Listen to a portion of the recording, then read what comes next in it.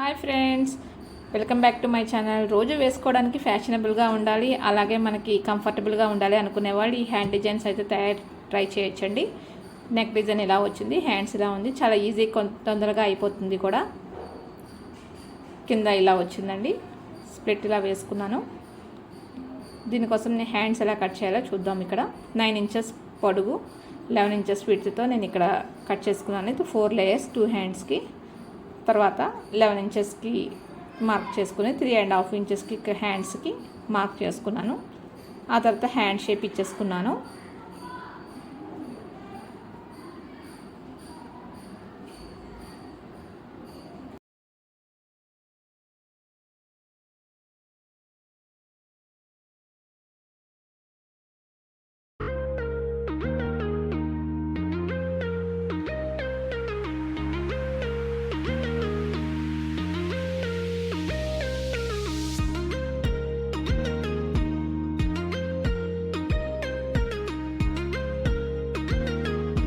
ఇప్పుడు 2 inches width 2 inches లెంత్తో ఇలా triangles అనేవి తయారు చేసుకుని